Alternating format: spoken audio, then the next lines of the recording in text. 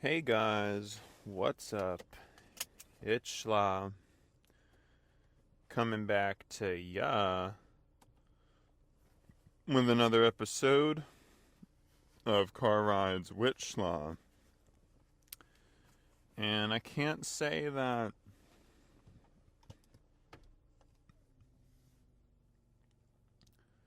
what can I say? Can't say that like too much has really changed. Again, I want to be like invigorated. I actually think that the conversation I had yesterday was pretty good. I had wanted to actually paste it into GPT and see what GPT had to say, but I didn't get to do that. I never got to do that. And yeah, I don't know. Nothing has changed overnight. I was lacking a bit of motivation to get up this morning. Lacking a little bit of motivation. So that's not super fun.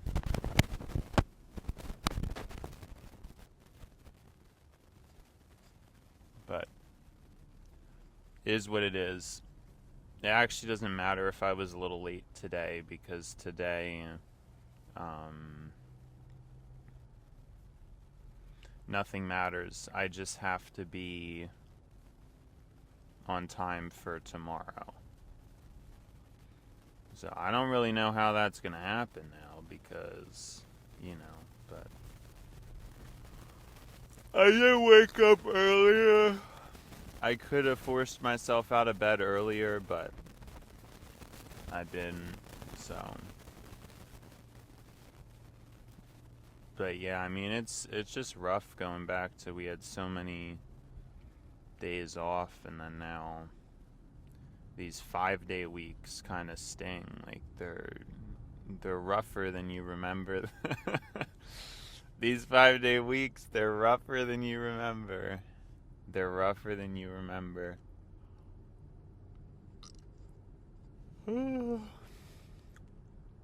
So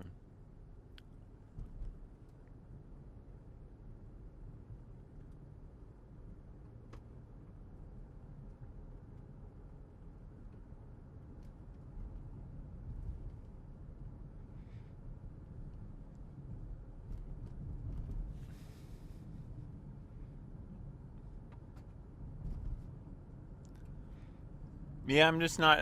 What was I talking? Because I did like that conversation. I guess we were talking about how people have, like, I guess, a relatively poor grasp of things. Like, it's like they don't really want things to change, but they probably can't even conceive of how things were better before, you know? I think that was my point. And of course, better is like a tricky thing because there probably is some kind of merit to that TikTok or scrolling.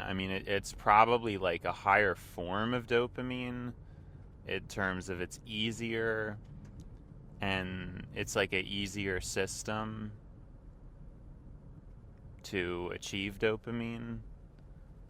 So you could argue that that has, like, I don't know, revolutionized people's lifestyles, and but I don't really see that much evidence that people are really happier or better off as a result of it.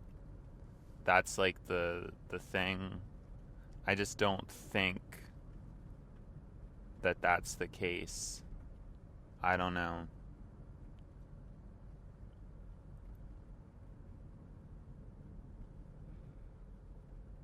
But there is some level of change. I don't know if benefit is really, because I don't think it's a clear benefit.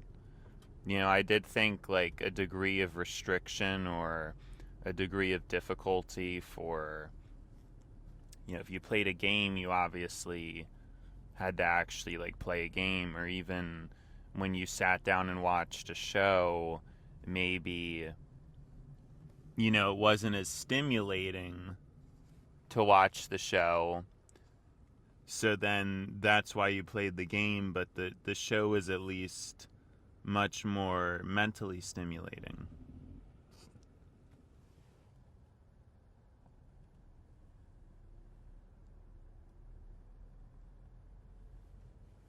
Right.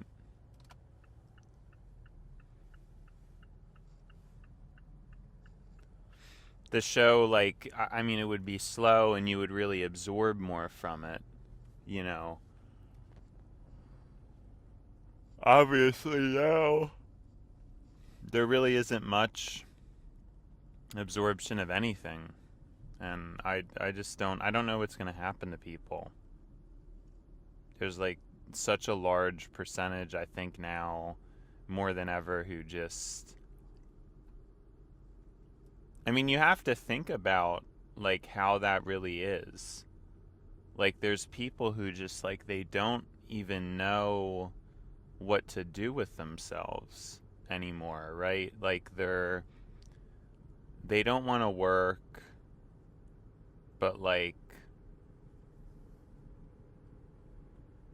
they don't really have anything else going for them, and they just can't like function. They're malnourished because they're in a rut where it's like their mental state can only handle,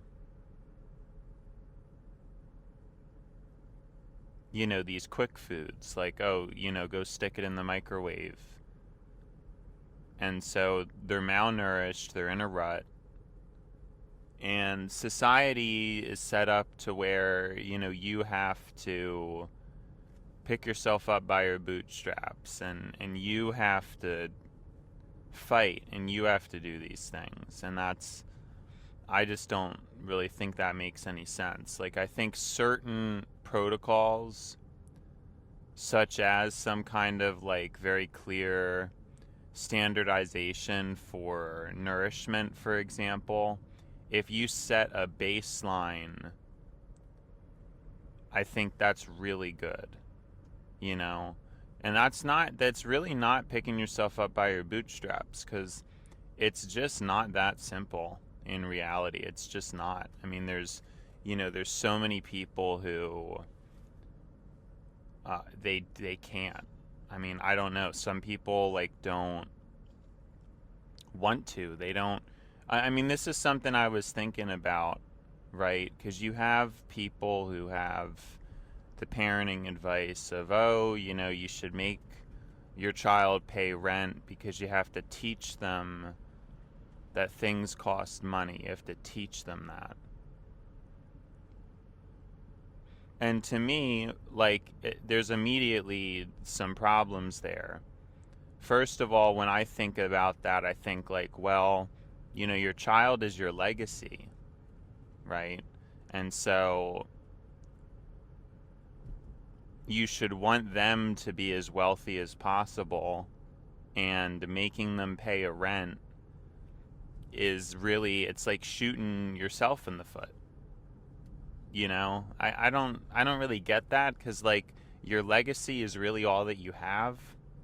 In a lot of ways, you know, what you have will just be passed on to whoever your kids are. And so what you do is not really, or your wealth is not as important as your child's wealth.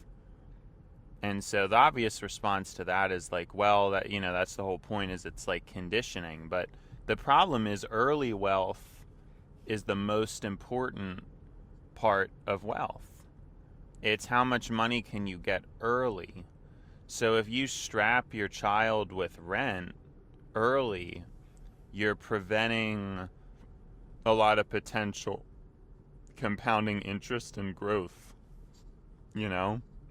And what I'm really curious to figure out is whether there's like a rhyme or reason to this, because to me it feels very American. It feels very American to say, you gotta teach your kid that things cost, and you know, things are expensive, and you got to teach them. And I wonder how much that mindset actually works, or how much sense it actually makes. Because when we look at the data, when we look at the evidence around an adjacent topic, in America, you have, and I've talked about this before on the show, I think it's one of my kind of one of my more important realizations about things. We have a private health insurance system, and you are definitely penalized for being unhealthy. You know, eating unhealthy foods, not taking care of yourself, not exercising, you're actually penalized much more for that in America than you are in Europe broadly. Because in Europe, you obviously, you know, have the government health care, so likely your costs are either going to be subsidized or just outright. You know, you don't really get that much of a consequence for being unhealthy if you live in Europe to the same degree. I mean, I'm sure there could be systems in place over there that are like, if you're like a chronic smoker, maybe you have to pay something because it's like, well, you know, you can't just do. I'm not sure how it works exactly, but so maybe, of course, maybe that means I shouldn't really have an opinion about it. But I think the basis of my argument, it's the gist of it is, again, in Europe, it's definitely less accountable. There's less of that strictness. There is. And in America, it's like you're given the cold shoulder. You're given, yeah, like, you know, people are sifting through medical debt. I mean, you're given a maximum penalty and consequence to the point where sometimes it isn't even people's fault. Sometimes it's not even like a person's fault. You know, something bad happens to them, and they get stuck in a rut like that. You know? And then now they're stuck with medical debt. Now their life is fundamentally changed. Isn't that like crazy? Like, that's severe consequence. It's set up to where not only voluntarily you're given a consequence, but you're also given a consequence if an accident were to happen. So, and here's the kicker. People are not healthier as a result of that system. They're not. You know, we have this system where it's like, well, you know, if you want to live unhealthy, that's risky, and you can go ahead and do it, but you're going to have to pay for it. We have that system, and we are less healthy, broadly speaking, than Europeans. You know, when you look at broad swaths of the population, we are less healthy than Europeans. So I don't think that really works. I mean, I know they say that people need a degree of struggle. They need a degree of something to push through. And I don't know. Because maybe it's because of how abstract everything is, where it's like, I kind of felt like in school, it's like, yeah, I mean, you can try hard in school, but college is extremely expensive. And then, or it's like in your job, it's like, yeah, well, it's not really that meritocratic. It's just based on, like, you see what I mean? Like, maybe we need difficulty that's like reasonable and rational and like clear. Like, yes, if you work harder, you will get paid more. You know, something like more clear cut. Because the way the world is, it's not like that anymore. It's really not so clear. A lot of times it's like there's some kind of unethical strings attached to if you want to make a lot of money.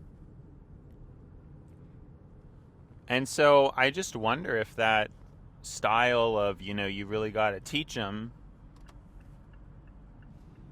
to your children, I wonder how much that really pays off, or if that even makes any sense. Because we do it with our medical insurance system, and it's not dissuading anybody. Like, it's just not. I don't know. Obviously.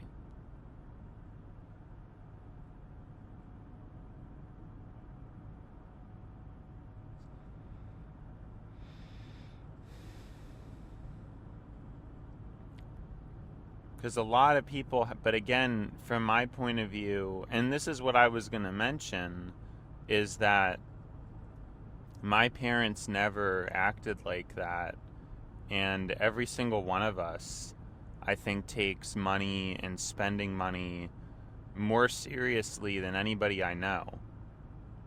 So, like, how do you explain that? I mean, it is circumstantial. This is getting into the realm of experience. I don't really have data to back it up, and at least I make that distinction. I don't just try to strong arm a point, because I mean, the amount of people that do that, I just but I'm referencing my experience. At least I'm referencing it. Like, me, my brother, and my sister, we all are probably more financially responsible than the average person. We have a higher proficiency in financial functioning. And I'm actually the biggest deviant of that. I'm more like indulgent, much more indulgent than my brother or sister. I don't know.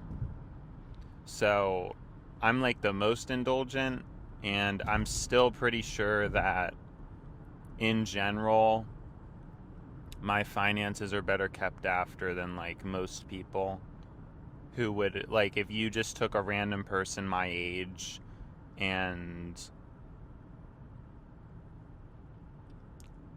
how much are they saving, how much are they spending on necessities, I'm just doing a lot better than most people. And I was given such a gentle treatment about those things. I mean, I was told my whole life I would never be paid rent. I'd never have to pay rent. My parents told me I'd never have to. They extremely supportive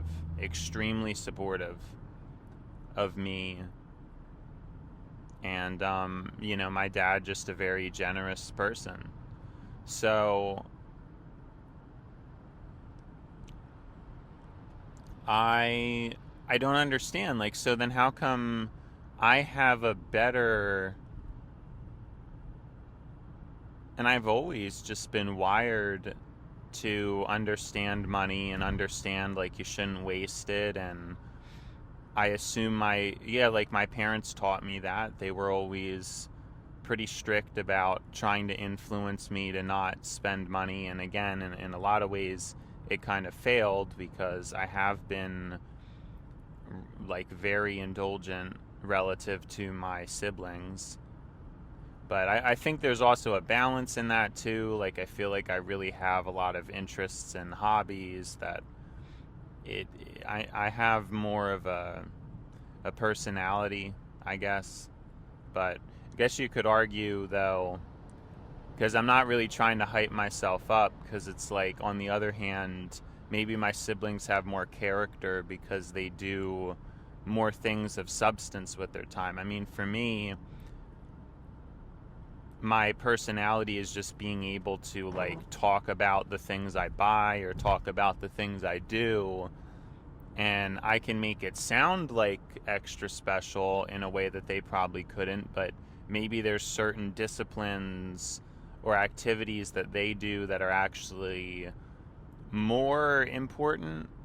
I mean, I don't know. I guess what I do on this show, you could argue it's important, but at the same time, a lot of times I kind of feel like I'm a salesman. Like, I'm just able to make and explain things in a way where people think I'm great. It's funny, because my parents never had any doubts about me. They always, like, believed in me, even though I didn't know what they were talking about. And for a long time, I was like, I was stressed. I was annoyed. I was like, I need help. I need some kind of help. Like, I'm not doing well. But then, again, pretty quickly, I just started working and things have been relatively fine. So, I don't know. I have my ups and downs, but I don't know. I feel like a lot of people don't want to go to work. I've still maintained overtime when I don't need to. I mean, I could be working like a lot less. I could be going home and I just don't. So it's like there has to be some credit to be given, but yeah, I mean, people have their pros and cons. I don't know that. I mean, it seems painful through the eyes of other, like, when I see other people, it's like,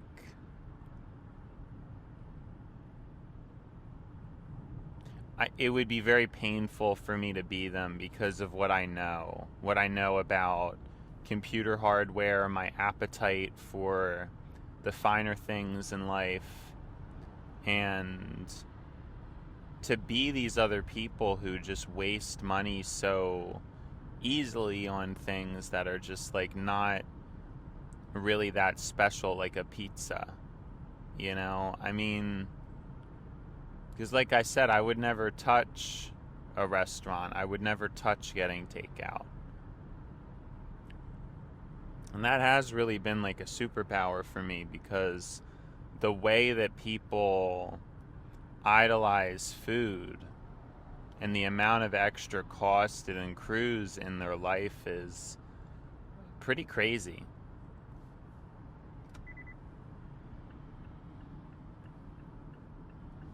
Well, I'm like confused. Yeah, did that guy? He must have passed me quick. But anyways, yeah, it's been kind of like a superpower because my interest is all in things that matter. They're things that are like objectively more important. And I know GPT, it's gonna say, you know, to some people, the pizza's important, the good food is like a core of their life. I know GPT is gonna say that, but I'm gonna push back and say that, you know, food is such a temporary experience, especially for most people. I mean, I actually remember the flavor and the feeling in much better detail than most people. I've talked to a lot of people who claim that they care about food and it matters to them, but they can't actually remember the distinct feeling without taking part in the action. So that's kind of what's different. I mean, if I think about like pizza from a specific place, I kind of have it mapped out in my head. I can bring back that flavor right now. I can remember how it tasted when I was a kid and how now the pizza place, they must be using a bit different ingredients. And I remember all that stuff.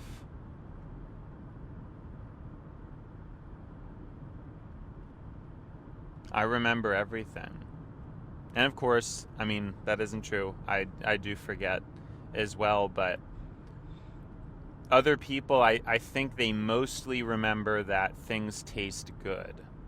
And then that's kind of it. I mean, they can't really like exactly recall how it tasted, and I don't know, that really upsets me because it's like you're spending money for this meal and you can't even really be grateful for it. You can only be grateful for it in the moment. But when it comes to any type of like long-term gratitude, that's just not on the table, apparently.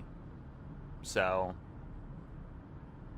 I just think that's like interesting to think about.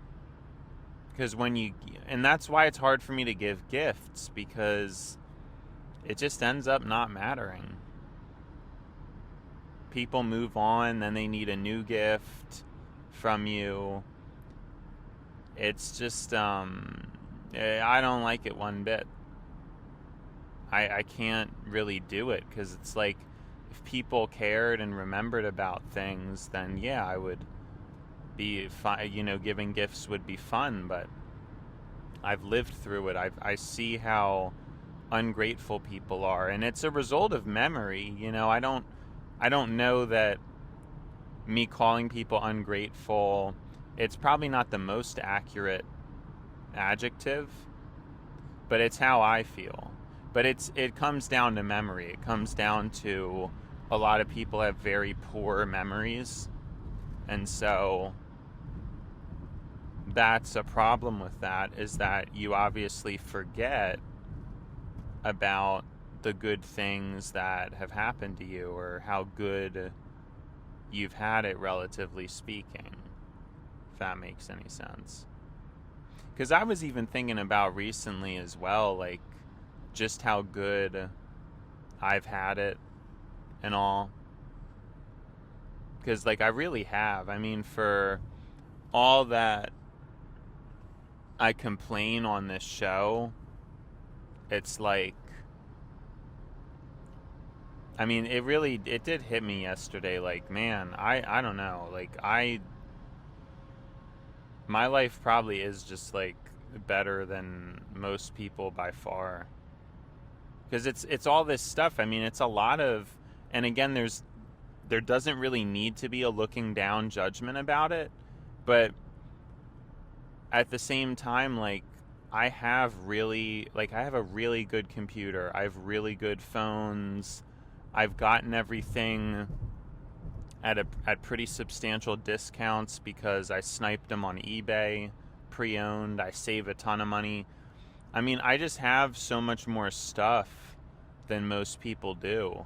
I feel like I have more, like, possessions than most people ever have, and, like, fairly valuable possessions, but it's not really the value, it's also, like, the function. I mean, it's not just like a Pokemon card collection where, yeah, I mean, they're valuable, but it's just like paper. This is, like, real stuff that actually impacts my life, having a really good computer, a really good phone, saving a lot of money in the process. I mean, that's real.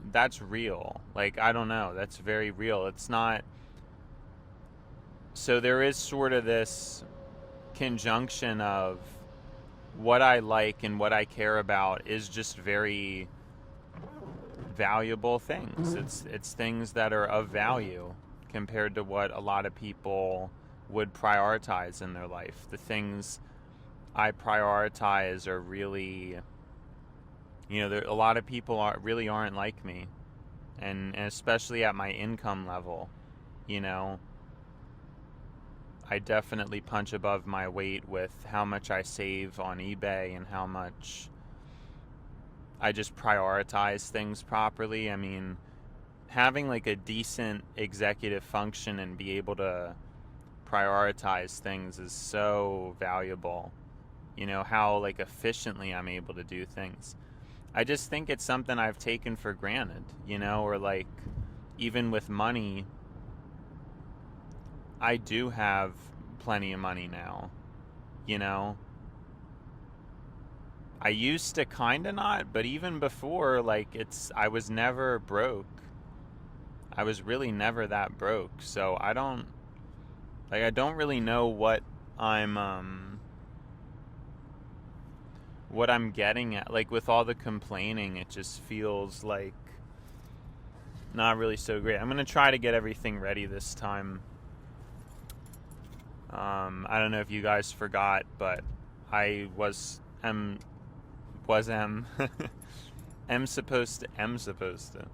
I I am supposed to get gas today, and the past couple times I've been doing it a bit slower, but I think today we'll have the card ready. I tried to be, like, as slow as possible getting here, because I don't know if you guys recall, but the place doesn't really open immediately, so it might not even end up mattering. Maybe that's why. But yeah, I'm kind of coming through here, like, way earlier than I thought I would be. So, yeah, I hope he's there. I hope he's open, but we might have to wait for a little bit. I'm not really sure. I tried driving slow, and I really thought like I was, but I guess I just really have to leave late. You know, I guess I just like really have to leave late. Something. I don't even know.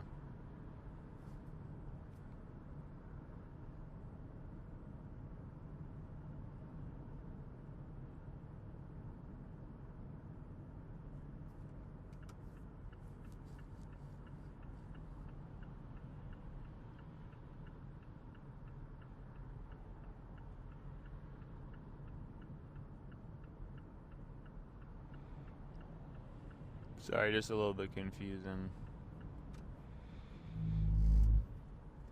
Somebody was like pulling over.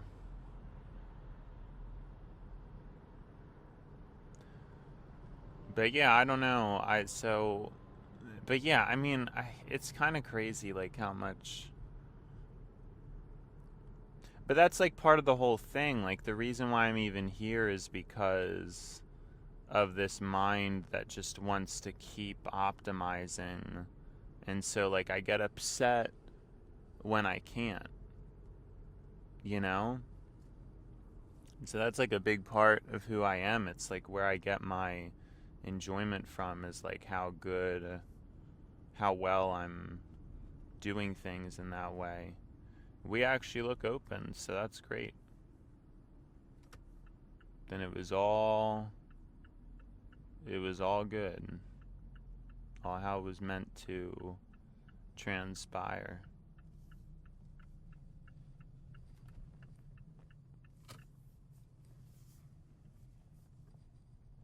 All right, well, I will be right back because I have to get gas.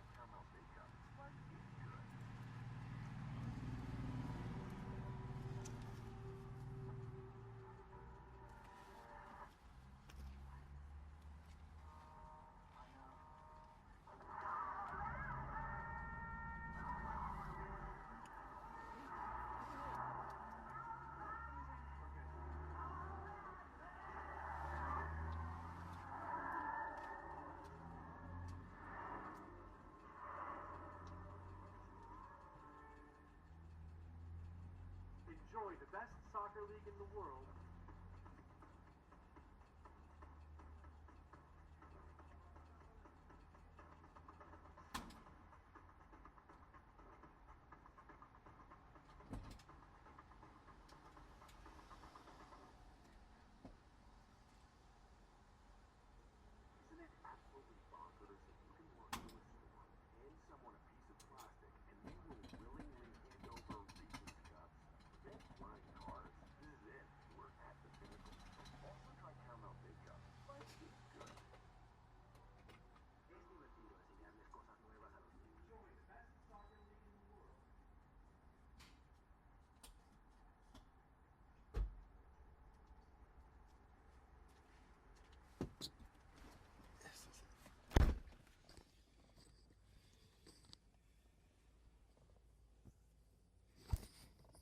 Hey guys, what's up? It's Schla coming back to ya. I was gonna wait, but now I'm kind of regretting it because I probably could have just went. But yeah, I could have just went. But I wanted to wait to try to time this light a little bit better, but it's not turning red, so that really ruined that. I don't know. I wanted to, because see, now it's yellow. So what I'm hoping is I'm going to wait to try to start my car to try to time it a little bit better so I'm not stuck at the light. That's what I'm going to try to do. So it's kind of hard to gauge because I don't know how long this light usually is, but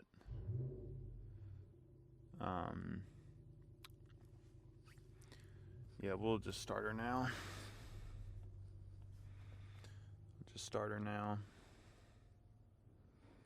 Yeah, I think that was an alright call because it just turned green.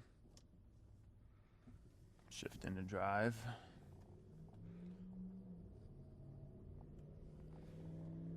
And then let's try to just carefully. Easy does it. Easy does it. Yep. Good timing. But yeah, I probably could have just pounced on it right off the bat, but I just didn't. So it is what it is, but you try your best. Did I? Yeah, I already. Yeah, okay. I already put my everything back.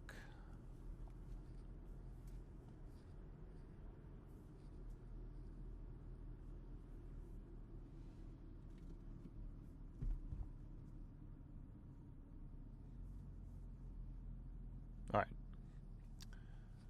Yeah, I don't know. So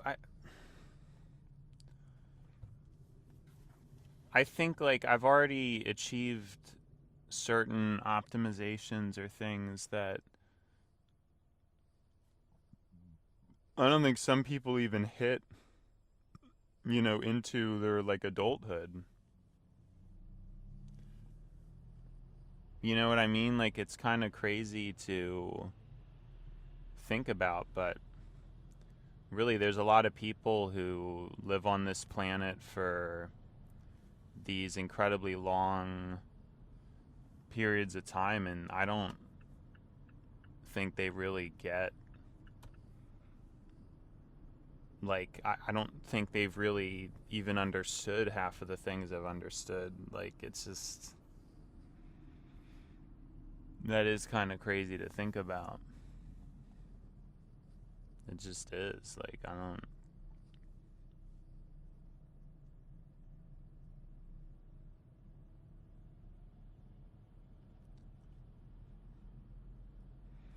feels crazy to think about, you know?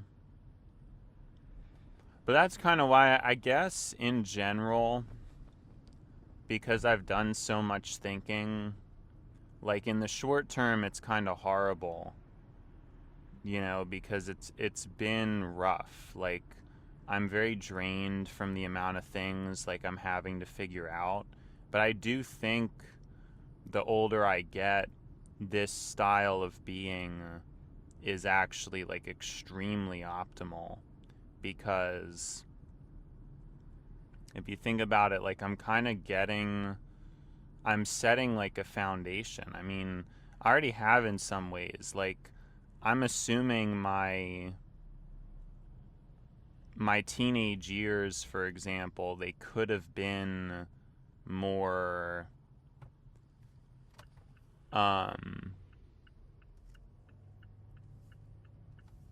they could have been more like fun. Maybe they could have been more relaxing. Even my adulthood and my present life now, thinking about the things that I think about, it's draining. It's fun for me, but it's nonetheless it's very draining. But I'm kind of front loading that in such an extreme way, and I know, like, of course, there's not really going to be an end to that. I'm probably always going to think like that. But what I'm saying is there will be a point where my comprehension of things is just like pretty high, and there's not really as much stuff to consider or think about. As the days go on, there's technically less. Now, there's always going to be some forms of knowledge that kind of pivot. They're not always super consistent, and that is like true and it's relevant. But there's a lot of knowledge that is just cumulative, and it's like, I don't know, I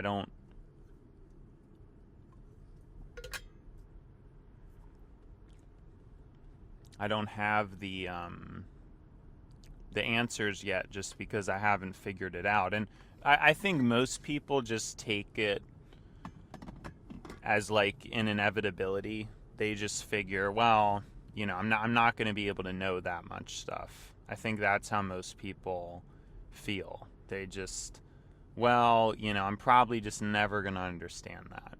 And then, they're just at peace with that, and it's probably a much healthier way to live, but that's not satisfactory to me. I mean, I have to understand stuff. Like, I can't just not understand something and be at peace with that. So that's kind of the main thing that I deal with, in general, is that.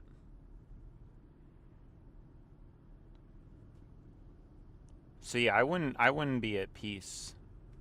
And so it's been kind of a stressful, it's been a lot of work, a lot of like extra mental work and effort that a lot of people don't have to go through.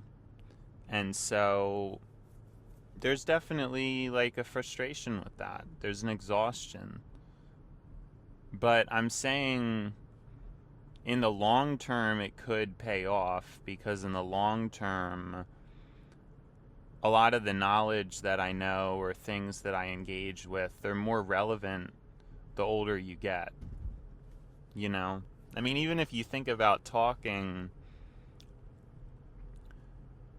that is kind of like the eternal skill in a way. I mean, there's plenty of people who are old and they can't physically do anything anymore, but they can still speak. They're still capable of speaking. This is, a common, very common thing. And so in a way, really, speech is like the eternal skill. It's the eternal thing that humans eternally have. So I think that's like a pretty interesting way of viewing it. All the other things that humans do or have,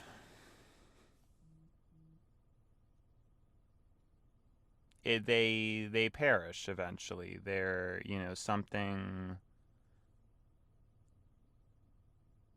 something happens, and now you can't lift things the way you used to, or you can't run as fast as you used to.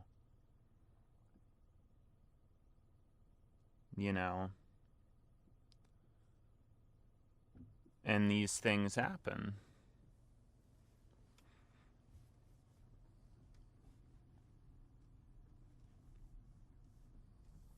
But your speech is usually the last thing that you have as a human, so even that, it's almost symbolic. I mean, someone can be really old and still be a good speaker.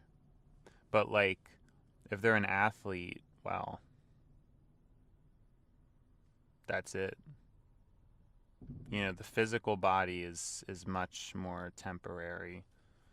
Words, and the mental is what actually matters more and is more of an eternal thing. But a lot of people probably don't see it that way.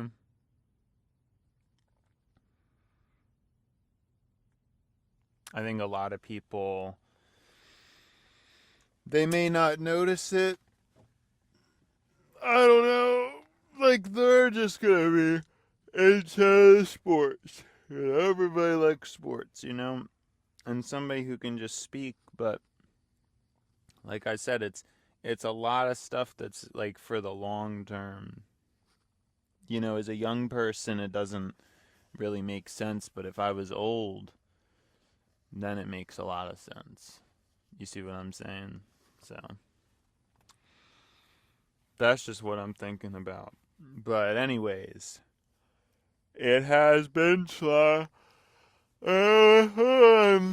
To buy Schla.